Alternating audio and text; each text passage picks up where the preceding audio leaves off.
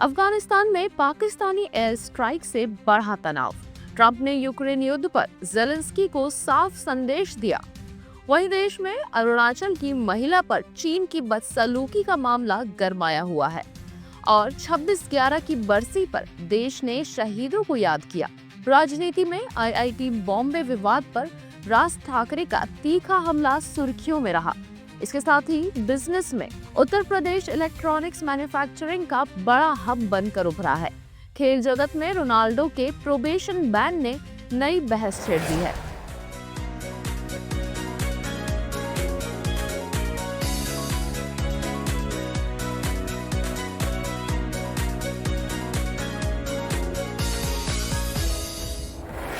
पाकिस्तान और अफगानिस्तान के बीच सीमा तनाव एक बार फिर चरम पर पहुंच गया है। अफगानिस्तान ने आरोप लगाया है कि पाकिस्तान ने खोस्त प्रांत में हवाई हमला किया, जिसमें 9 बच्चों और एक महिला की मौत हो गई। तालिबान सरकार के प्रवक्ता जबीउल्लाह मुजाहिद ने बताया कि पाकिस्तानी सेना ने एक स्थानीय नागरिक के घर को निशाना बनाया। उन्होंने कहा कि अफगानिस्तान अपने क्षेत्र और लोगों की सुरक्षा के लिए सही समय पर जवाब देगा। सूत्रों के अनुसार पाकिस्तान ने कुन्नार और पक्तिका के बॉर्डर इलाकों में भी ड्रोन और फाइटर जेट से हमले किए, जिनमें कई लोग घायल हुए। ये तनाव पेशावर में फेडरल कॉन्स्टेबलरी हेडक्वार्टर पर हाल ही में हुए आत्मघाती हमले के बाद बढ़ा है, जिसमें पाकिस्तान ने अफगान मूल के हमलावरों और टीटीपी को जिम्मेदार ठहराया। सीमा विवाद 2021 में तालिबान शासन आने के बाद से लगातार तीखा होता जा रहा है, जिससे हालात और बिगड़ते जा रहे हैं। अमेरिकी राष्ट्रपति डोनाल्ड ट्रंप रूस यूक्रेन युद्ध पर अपने 28 सूत्रीय शांति प्रस्ताव को लेकर स्पष्ट रुख अपना चुके हैं। एयरफोर्स वन में बातचीत के दौरान उन्होंने कहा कि यूक्रेन के राष्ट्रपति व्लादिमीर जेलेंस्की उनसे अमेरिका मिलना चाहें तो आ सकते हैं, लेकिन उन्हें पहले शांति समझौते पर सहमति बनानी चाहिए। ट्रंप ने बताया कि शांति प्रयासों पर बातचीत जारी है और कुछ प्रगति हुई है। उन्होंने ये भी स्वीकार किया कि यूक्रेन संघर्ष को खत्म करवाना उनकी उम्मीद से कहीं अधिक मुश्किल है। ट्रंप ने दावा किया कि उन्होंने अब तक 8 युद्ध रुकवाए हैं, लेकिन रूस यूक्रेन विवाद सबसे कठिन है क्योंकि दोनों देशों के बीच गहरी नफरत है। ट्रंप का कहना है कि बढ़ते जनहानि और सैनिकों के नुकसान को देखते हुए अब दोनों पक्ष भी मानने लगे हैं कि समझौता ही सबसे बेहतर रास्ता है। थैंक्सगिविंग तक की शांति हेडलाइन पर उन्होंने कहा, देखते हैं आगे क्या होता है। चीन में उत्पीड़न का आरोप लगाने वाली अरुणाचल प्रदेश मूल की भारतीय नागरिक पेमा वांगथोंगडोक ने शंघाई हवाई अड्डे की घटना के बाद ट्रोल्स को कड़ा जवाब देते हुए भारतीयों से एकता की अपील की। पेमा ने बताया कि 21 नवंबर को लंदन से जापान जाते समय उन्हें शंघाई एयरपोर्ट पर 3 घंटे के ट्रांजिट के दौरान 18 घंटे तक हिरासत में रखा गया। चीनी अधिकारियों ने उनके भारतीय पासपोर्ट को पहचानने से इनकार कर दिया और अरुणाचल प्रदेश को चीन का हिस्सा बताया। पेमा ने कहा कि भारत सरकार की प्रतिक्रिया केवल उनके लिए नहीं, बल्कि सभी भारतीयों और अरुणाचल वासियों के सम्मान के लिए है। उन्होंने ट्रोल्स पर निशाना साधते हुए कहा कि वे एक हाई प्रोफाइल नौकरी में हैं और नकारात्मकता को जवाब देने का समय नहीं है। भारत सरकार ने चीन के दावों को सख्ती से खारिज करते हुए कहा कि अरुणाचल प्रदेश भारत का अभिन्न हिस्सा है और रहेगा। मुंबई 26/11 आतंकी हमले की 17वीं बरसी पर देश ने 166 शहीदों को श्रद्धांजलि दी। गेटवे ऑफ इंडिया पर आयोजित कार्यक्रम में बलिदानियों को याद किया गया। राष्ट्रपति द्रौपदी मुर्मू ने एक्स पर पोस्ट करते हुए कहा कि देश को सभी तरह के आतंकवाद से लड़ने का संकल्प दोहराना चाहिए। उन्होंने बहादुर सैनिकों के सर्वोच्च बलिदान को नमन करते हुए एक मजबूत और सुरक्षित भारत के निर्माण का आह्वान किया। 26 नवंबर 2008 को पाकिस्तान स्थित लश्कर-ए-तैयबा के 10 आतंकियों ने समुद्र के रास्ते मुंबई पर हमला किया था, जो 60 घंटे तक चला और इसमें 18 सुरक्षा कर्मियों सहित 166 लोग मारे गए थे। राज्यसभा सांसद और विशेष अभियोजक उज्जवल निकम ने पाकिस्तान की चुप्पी पर सवाल उठाए। उन्होंने कहा कि पाकिस्तान ने आज तक हमले के साजिशकर्ताओं हाफिज सईद और लखवी पर कार्रवाई नहीं की, जबकि भारत ने सभी सबूत और डॉजियर सौंप दिए थे। उन्होंने अंतर्राष्ट्रीय समुदाय से पाकिस्तान की आर्थिक मदद रोकने की अपील भी की। महाराष्ट्र में निकाय चुनावों से पहले आईआईटी बॉम्बे का नाम राजनीतिक चर्चा में आ गया है। केंद्रीय मंत्री जितेंद्र सिंह के एक बयान पर मनसे प्रमुख राज ठाकुर ने तीखी प्रतिक्रिया दी।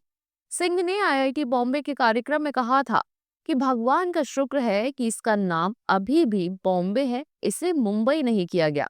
राज ठाकरे ने इसे केंद्र सरकार की मानसिकता का प्रतिबिंब बताया। ठाकरे ने एक्स पर पोस्ट करते हुए आरोप लगाया कि दशकों से मुंबई को महाराष्ट्र से अलग करने की कड़वाहट कुछ लोगों के मन में भरी है, जो अब बयानों के रूप में बाहर आ रही है। उन्होंने कहा कि मराठी जनता ने हमेशा ऐसे प्रयासों को नाकाम किया है। राज ठाकरे ने चेतावनी दी कि मुंबई और पूरे एमएमआर क्षेत्र पर चुपचाप कब्जा करने की कोशिशें चल रही हैं और भविष्य में इसे गुजरात से जोड़ने की योजना हो सकती है। उन्होंने मराठी समुदाय से जागरूक रहने की अपील की।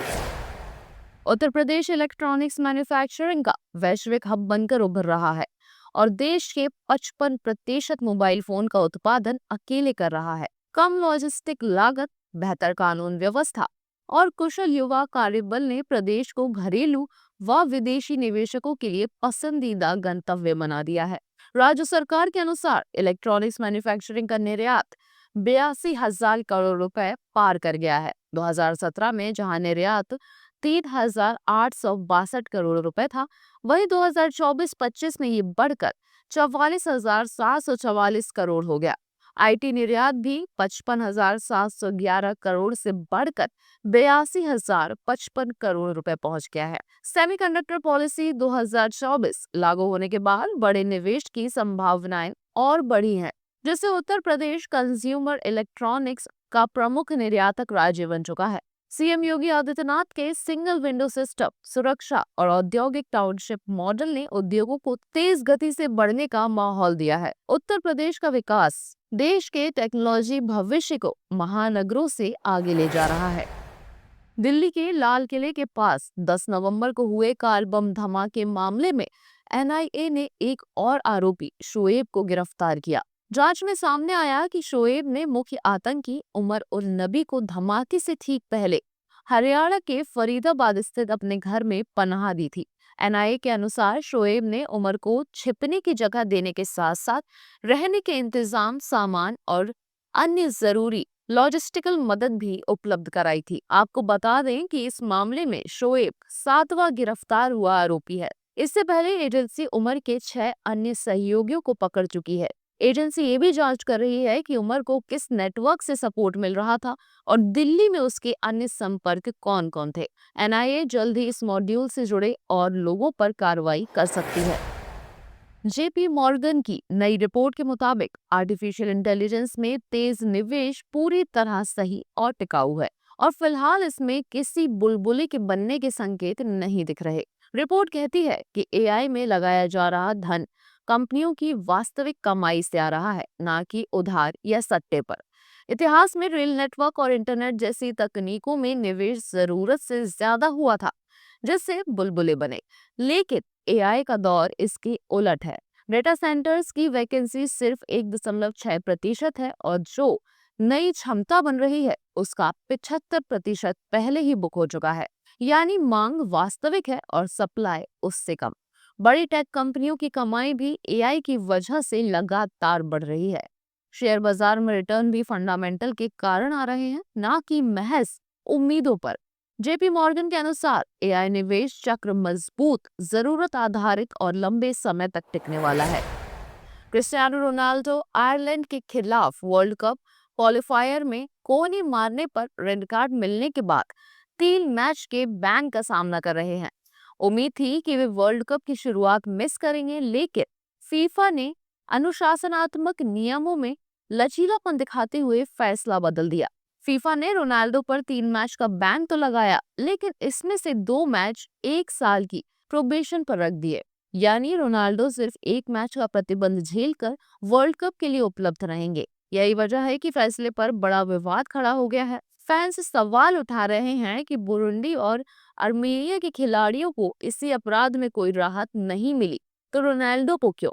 विवाद इसलिए भी बढ़ा क्योंकि हाल ही में रोनाल्डो ने व्हाइट हाउस में डोनाल्ड ट्रंप और फीफा अध्यक्ष इन्फेंटिनो से मुलाकात की थी। अब रोनाल्डो अपने करियर का रिकॉर्ड छठा वर्ल्ड कप खेलने उतरेंगे। पलाश मुच्छल और भारतीय क्रिकेटर स्मृति मंधाना की 23 नवंबर को होने वाली शादी आखिरी वक्त पर टल गई और अब पलाश की मां अमिता मुच्छल ने पूरी घटना पर चुप्पी तोड़ी है। अमिता के अनुसार स्मृति के पिता श्रीनिवास मंधाना की दिल से जुड़ी समस्या अचानक बढ़ गई, जिसके चलते उन्हें अस्पताल भर्ती करना पड़ा। पलाश का उनके साथ गहरा लगाव है, इसलिए खुद उन्होंने फैसला लिया कि अंकल की पूरी तरह ठीक होने तक शादी नहीं की जाएगी। इस तनाव का असर पलाश की सेहत पर भी पड़ा। हल्दी के बाद उन्हें बाहर नहीं जाने दिया गया और भावुक होने के कारण उनकी तबीयत बिगड़ गई। उन्हें 4 घंटे अस्पताल में रखा गया, आईवी ड्रिप और कई टेस्ट हुए। हालांकि सब रिपोर्ट सामान्य थी। आपको बता दें कि संगीत की रात स्मृति के पिता बेहद खुश थे और पूरी रात डांस करते रहे, लेकिन अगले दिन अचानक उनकी तबीयत खराब होने पर एम्बुलेंस बुलानी पड़ी। अब वक्त है आज की खास और रोचक जानकारी का। क्या आपको पता है कि आपका सिग्नेचर आपके बारे में क्या बताता है? 2016 के एक अध्ययन के मुताबिक बड़े सिग्नेचर अक्सर दिलचस्प पर्सनालिटी का संकेत देते हैं। पुरुषों में बड़ा सिग्नेचर ज्यादा आत्मविश्वास और सामाजिक दिखावे से जुड़ा पाया जाता है, जबकि महिलाओं में ये नार्सिसिस्टिक यानी कि खुद पर अधिक केंद्रित स्वभाव से जुड़ा हो सकता है। रिसर्चर्स मानते हैं कि सिग्नेचर का साइज हमारे अंदर की छवि को बाहर दर्शाता है। ऐसे ही और भी तमाम खबरों को जानने के लिए सब्सक्राइब करें, बेल आइकन को प्रेस करें और विजिट करें हमारी website travel India secret sites with Rama and club. Expert guides, comfortable rides and unforgettable pilgrimages await. Visit our website.